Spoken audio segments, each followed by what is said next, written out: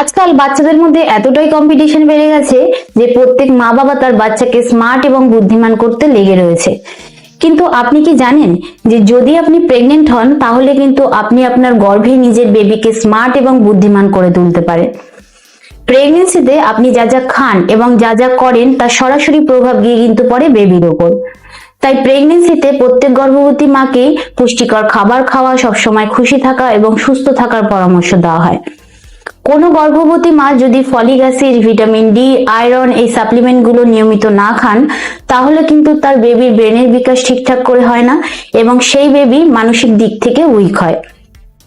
তো সাপ্লিমেন্ট আর খাবার কিন্তু বেবির আইকিউ বাড়াতে সাহায্য করে। এছাড়াও বেবির মানসিক অবস্থা কিরকম হবে সেটা কিন্তু কিছুটা জিনের উপরও ডিপেন্ড করে। এরই সঙ্গে এমন কিছু অভ্যাসও রয়েছে যেগুলো করাতে বেবির বুদ্ধি বাড়ে। তাই আজকের ভিডিওতে আমি আলোচনা করব যে প্রেগনেন্সিতে কি কি করলে বেবি বুদ্ধিমান হবে। নমস্কার, আমি মাধুরী দাস, হেলথ কনসালটেন্ট। তো চলুন শুরু করা যাক। সবার প্রথম হচ্ছে সকালবেলা উঠে আপনাকে রোদ পোহাতে হবে। সকালে রোদ কমসে কম 20 মিনিট আপনার গায়ে লাগাতে হবে, কারণ সূর্য রশ্মির থেকে আমরা ভিটামিন ডি পাই, যেটা বেবির হাড় শক্ত করতে সাহায্য করে, আপনার রোগ প্রতিরোধ ক্ষমতা বাড়ায়, এরই সঙ্গে বেবিকে স্মার্ট এবং অ্যাক্টিভ করে। দ্বিতীয় হচ্ছে মায়ের টাচ। যখন আপনি একা থাকবেন তখন আপনি আপনার হাত দিয়ে পেটে হালকা মাসাজ করুন। এতে কিন্তু বেবির ব্লাড ফ্লো বাড়ে, বেবির ব্রেনের ক্যাপাসিটি বাড়ে এবং ব্রেনের কাজ করার ক্ষমতা বাড়ে। আর প্রেগনেন্সিতে বেবি গর্ভের ভেতর থাকে, কিন্তু তাও সে তার মায়ের সঙ্গে এবং বাইরের পরিবেশের সঙ্গে মেলার চেষ্টা করে। তো এই চেষ্টাই কিন্তু বেবির ব্রেনের বিকাশে সাহায্য করে। 3 নম্বর হচ্ছে মিউজিক।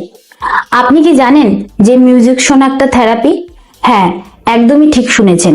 এবার থেকে কিন্তু এটা আপনার অভ্যাসে রাখতে হবে, কারণ মিউজিক শোনার ফলে ব্রেন থেকে সেরোটোনিন নামক এক হরমোন বের হয়, যেটা কিনা যখন আপনি কোনো কিছু নিয়ে চিন্তিত থাকেন তখন সেটা রিল্যাক্স ফিল করতে সাহায্য করে।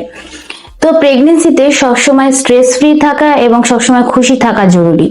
তাই এই মিউজিক কিন্তু এই সময় আপনার এবং আপনার বেবির পক্ষে লাভদায়ক, কারণ এটা আপনাদের দুজনকেই খুশি রাখবে। 4 নম্বর হচ্ছে ব্যায়াম।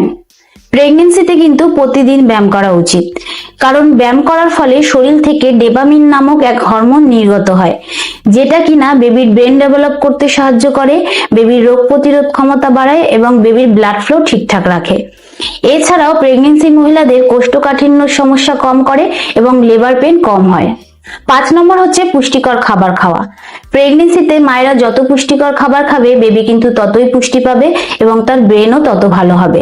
তাই চেষ্টা করবেন ডায়েটে ভালো ভালো খাবার রাখার। আর বেবির ব্রেন ডেভেলপের জন্য আপনি ড্রাই ফ্রুটে আমন্ড, আখরোট এগুলো রাখতে পারেন। এছাড়াও প্রতিদিন আপনি ডিম, দুধ, সবুজ শাক সবজি, পালং শাক, সয়াবিন, ডাল এগুলো খেতে পারেন। এবং প্রতিদিনের ডায়েটে আপনি যে যে সমস্ত খাবারে ফলিক অ্যাসিড, আয়রন, ক্যালসিয়াম এগুলো রয়েছে সেই সমস্ত খাবার রাখতে পারেন। তো বিশেষ করে কিন্তু ফলিক অ্যাসিড বেবির ব্রেন ডেভেলপে সাহায্য করে। তো কোন কোন খাবারে কি কি প্রোটিন, ভিটামিন রয়েছে সেই নিয়ে আমি একটা ভিডিও বানিয়েছি, নিচে ডেসক্রিপশনে প্লেলিস্টে রয়েছে, চাইলে আপনারা দেখতে পারেন। আর 6 নম্বর হচ্ছে বেবির সাথে কথা বলা। আপনি আপনার বেবির সাথে কথা বলুন, কারণ এখন কিন্তু আপনার বেবি আপনার কথা শুনতে পায়।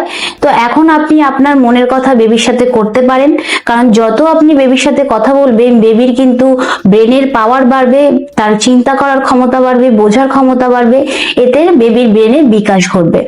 তো এই সমস্ত অভ্যাসগুলো কিন্তু আপনি আপনার বেবিকে বুদ্ধিমান করার জন্য করতে পারেন। তো আজকের মতন এতটুকুই, আবার দেখা হবে পরবর্তী ভিডিও নিয়ে। নমস্কার।